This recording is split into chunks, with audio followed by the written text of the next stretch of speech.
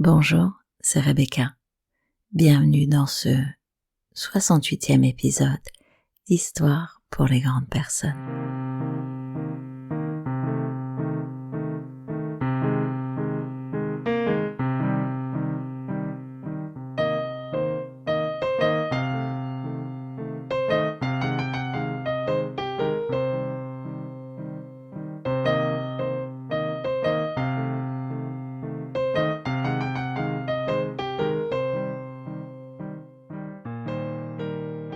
Chaque désir m'a plus enrichi que la possession toujours fausse de l'objet même de mon désir.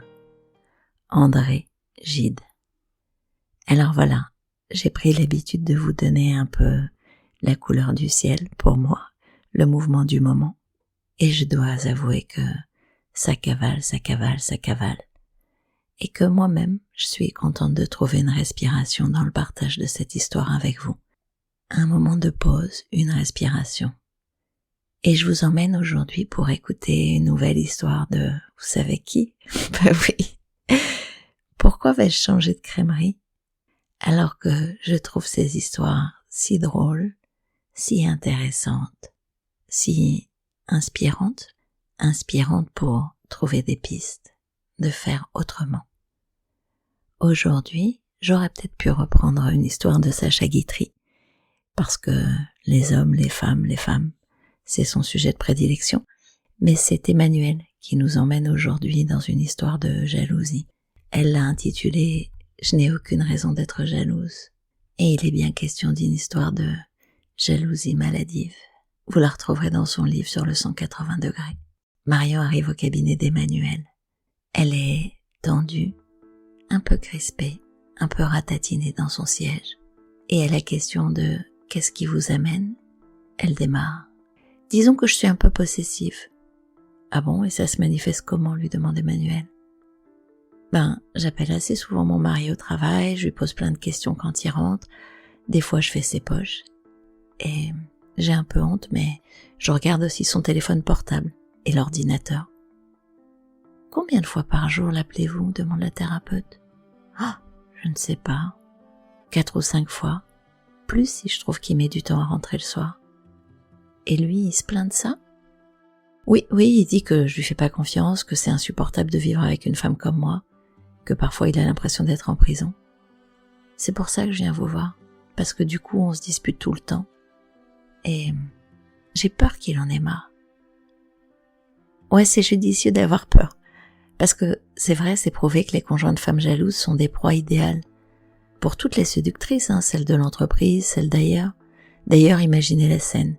Votre mari est un peu crevé, il est à la machine à café un matin, parce que vous vous êtes disputé la veille. Et là, une jeune femme jolie et souriante. Vous avez noté une jeune femme? Moi j'ai noté. Une jeune femme jolie et souriante donc arrive. C'est une nouvelle recrue du service marketing. Et elle lui dit « Dis donc, t'as l'air fatiguée ?» Et lui, un peu las, il lui dit que ouais, c'est pas facile à la maison en ce moment parce que sa femme est très jalouse, qu'elle lui fait des scènes. Alors, la toute jeune compatit, baisse légèrement la tête de côté et lui dit « Ah, je comprends pas cette bonne femme jalouse, moi qui suis le contraire de ça. » Parce que c'est vrai, dit le thérapeute, c'est très séduisant en fait un homme avec une femme jalouse. On a envie de le sauver, vous voyez? Me dites pas ça, c'est horrible, dit Marion. Oui, c'est affreux, mais c'est la triste réalité. D'ailleurs, les enquêtes sont formelles sur ce point. Les conjoints de jaloux trompent et quittent beaucoup plus souvent ces derniers que les conjoints de non-jaloux. C'est pour vous dire à quel point vous avez raison d'avoir peur. En dehors du fait que ça l'agace, qu'est-ce qu'il vous dit quand vous l'interrogez? Qu'est-ce qu'il vous dit quand vous essayez de le contrôler? Au début, il me rassure. Il me dit que il est pas disponible parce qu'il est heureux avec moi, bon, à part mes crises, qu'il a pas envie de me tromper, que toutes les filles du bureau sont moches, que ses clientes aussi d'ailleurs, et la petite aparté, oui, les autres sont toujours moches. Ouais, et c'est forcément faux. Ça vous apaise? Sur le moment, oui, mais ça dure à peine 2 minutes. Et puis je me remets à lui poser des questions, j'ai mal au bide, vous voyez, j'ai envie de pleurer, dès qu'il est pas là ou dès que je suis en crise, rien ne peut me calmer. Oui, compatit la psy, vous êtes terrorisé à l'idée de perdre cet homme, à l'idée qu'il vous trahisse. Et quand il vous rassure, c'est comme s'il mettait une bûche sur un feu de bois pour l'éteindre. Au début, ça vous calme, mais juste après, waouh, nouvelle flambée d'angoisse. C'est ça? Oui, exactement, dit Marion. Mais ensuite, quand il s'énerve et qu'il arrête d'être gentil, là, ça marche pas non plus. Non, évidemment, dit la thérapeute, d'autant plus que s'il s'énerve, c'est pour vous rassurer, mais sur un mode un peu plus énergique. En fait, d'une certaine manière, c'est un peu paradoxal, mais chaque fois qu'il vous rassure, il vous inquiète, parce que vous savez ce qui se passe? C'est comme si votre peur n'était pas entendue, comme si elle grossissait de plus en plus pour se faire entendre. Qu'est-ce que vous faites quand il n'est pas là pour apaiser cette peur? Marion est pensive, elle lève les yeux, et puis, timidement, j'essaie de me raisonner, j'essaie de faire la liste de tout ce qui prouve qu'il tient à moi. Et alors, ça marche? Non, ça marche pas du tout. C'est comme une espèce de tornade. Ça monte et comme j'arrive pas à l'arrêter, je l'appelle ou bien je vais fouiller dans ses affaires. Et une fois, je suis même allée au bureau parce qu'il me répondait pas. Je suis arrivée. J'étais en larmes à l'accueil. Il était furax contre moi. Il m'a dit que je me donnais un spectacle. C'est comme si j'étais possédée. Et puis j'ai eu tellement honte. La thérapeute marque un temps de silence et reprend. Pardonnez-moi, pour que je comprenne bien. C'est comme si vous aviez des idées qui vous viennent sur le fait qu'il pourrait vous trahir et vous abandonner. Disons que ces idées-là sont envoyées par votre cœur ou par votre tripes. Vous avez peur et il y a une petite voix qui vous dit « Si ça se trouve, il est en train de me tromper là. Maintenant, j'en sais rien puisqu'il est loin de moi. » Et là, il y a une autre petite voix un peu plus rationnelle, plus raisonnable, qui dit les mêmes mots que votre mari. « Mais arrête, c'est n'importe quoi. Il t'a dit hier soir qu'il t'aimait, arrête d'être jalouse comme ça. » Et la petite voix, celle qui vient des tripes. Elle enfle, et puis elle répond. « Oui, mais ce ne sont que des mots. Si ça se trouve, il te trompe depuis bien longtemps avec une collègue. Et d'ailleurs, il est même sur le point de te quitter. » Et là, l'autre voix, vous vous perdez pas, ça va dans les voix? Et là, l'autre voix, vous savez, la raisonnable, de dire « Mais non, ça y est, tu déconnes encore complètement, ma pauvre. T'es vraiment folle. » Etc., etc. Comme si vous étiez dans un combat incessant entre votre cœur et votre cerveau. Exactement, comme s'il y avait deux Marion. À votre avis, demande la thérapeute, si je mets d'un côté la Marion de la peur, celle de l'angoisse, de la jalousie, et de l'autre la Marion raisonnable de la volonté, et que je les fais se battre entre les deux, c'est laquelle qui gagne? Je sais pas, j'imagine celle du raisonnable, celle de la volonté. Ah non, dit le thérapeute, ce sont toujours les émotions qui gagnent. Vous avez entendu, pour vous-même et sur ce sujet, ce sont toujours les émotions qui gagnent dans ce type de combat. Parce que, reprend la thérapeute, l'émotion qui submerge, celle qu'on fait sortir par la porte, elle revient directement par le soupirail. Mais bon, ça m'étonne pas que vous ayez répondu ça. Parce qu'en vrai, plus on tente d'éliminer les émotions comme vous le faites en vous rassurant, ou en demandant à votre mari de le faire, et plus en fait on les fait grossir. Or, comme je viens de vous l'expliquer, on est assez pragmatiques, nous les thérapeutes brefs de l'école de Palo Alto. On préfère faire l'inverse de ce qui jusque-là n'a pas marché, pour voir ce qui se passe. Et dans votre cas, vous savez maintenant, il faudrait faire exactement l'inverse que de vous rassurer, ou de vous faire rassurer. Et là, ça se lit sur son visage, Marion est totalement paumée. Je vois vraiment pas où vous voulez en venir. Ah bon? Vous ne voyez pas l'inverse de vous rassurer? Ne plus se rassurer? Ouais, presque. Plus précisément, ça serait se faire peur. Pour qu'on puisse dire à votre angoisse qu'on l'entend et qu'on la respecte infiniment. Pour qu'elle vous foute la paix. On va travailler avec votre peur, comme le fait le paratonnerre avec la foudre.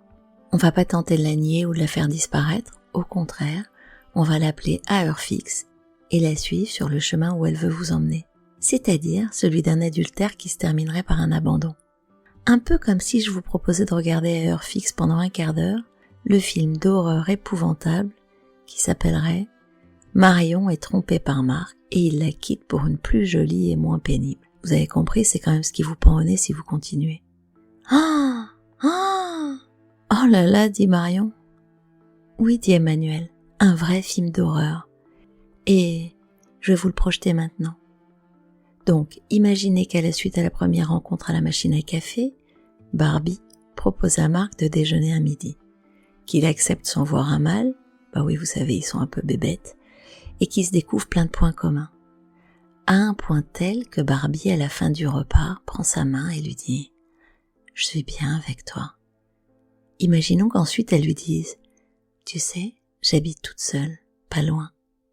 On pourrait être plus tranquille la prochaine fois. » Imaginons, bah oui, on poursuit, imaginons donc que quelques jours plus tard, il se retrouve chez elle, il la déshabille, il lui fasse l'amour en lui faisant les mêmes choses qu'à vous, et même pour aller au pire du pire. Imaginons qu'à deux, il se moque de vous et de votre jalousie, nus sur le lit. Et puis, pour finir en cohérence avec toute cette horreur, imaginez qu'ils reviennent un soir quelques mois plus tard et qu'ils vous disent « Je suis désolée, Marion, je t'ai vraiment aimé, tu sais, mais je peux pas faire autrement que de partir avec elle. Je m'en veux beaucoup. » Et puis, qu'ils partent. Ils vous laisseraient seul, trahi, abandonné. Voilà ce que doit vous dire la petite voix qui vient du cœur. Que ça peut arriver, et que ce serait mieux de s'y préparer plutôt que de faire l'autruche. Aujourd'hui, on a tracé la voie. Je vous demande de faire cet exercice toute seule, 15 minutes tous les jours sans vous rassurer. Ça s'appellera le quart d'heure du pire.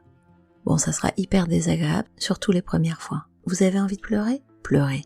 Vous avez envie de vous arracher les cheveux ? Faites-le. La seule chose que vous n'ayez pas le droit de faire, c'est de vous rassurer. Quand la peur viendra à d'autres moments que ce quart d'heure, dites-lui que vous avez rendez-vous avec elle le lendemain, qu'elle veuille bien vous laisser tranquille pour l'instant.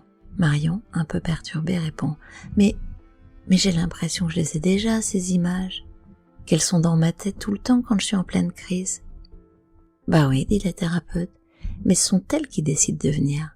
Là, on va faire le mouvement exactement inverse. C'est vous qui allez les chercher. C'est vous qui leur donnez rendez-vous. C'est vous qui décidez, et ça, vous allez voir, ça change tout. Bon, comme cet exercice est déjà hyper dur, je vous donne rien de plus, sauf un truc. Réfléchissez au fait que plus vous demandez à votre mari de vous rassurer, et plus vous mettez de l'engrais dans votre angoisse.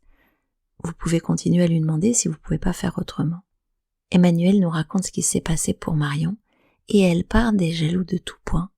Elle dit que, en général, à la suite du quart d'heure du pire, ces jaloux, qui sont juste saisis par une peur panique qui est assez dévalorisée socialement, sont bien plus apaisés.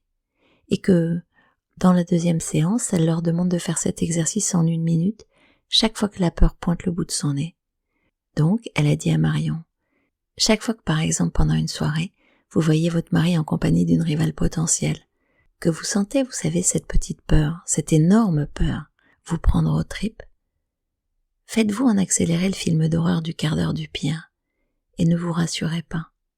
Ce que raconte Emmanuel, c'est que la peur finit par être très atténuée au bout de 3 à 4 séances, et alors les patients peuvent entendre que un couple en danger, c'est un pléonasme, et que la peur fait partie des ingrédients du sentiment amoureux. C'est d'ailleurs pour cela qu'il est essentiel de l'accueillir. Alors, toujours jaloux, toujours jalouse, prête à en découdre avec la peur, prête à essayer vos exercices. Là où la thérapie systémique rejoint le coaching, c'est l'accueil.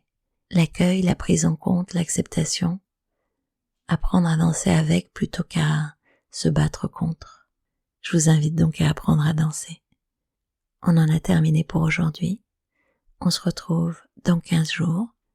Vous l'aurez peut-être constaté, il y a quelques flous dans les épisodes en ce moment, des problèmes de plateforme. C'est pas grave, si vous arrivez de réentendre une histoire que vous avez déjà entendue. Écoutez-la avec une oreille neuve, redécouvrez-la. Il est fort probable que elle ne vous ait pas révélé tous ses secrets la première fois. À dans 15 jours dans Histoire pour les grandes personnes. Partagez ce podcast à vos amis, likez, commentez. On se retrouve sur Spotify, Deezer, Apple Podcasts, Google, Ocha. Merci. Au revoir.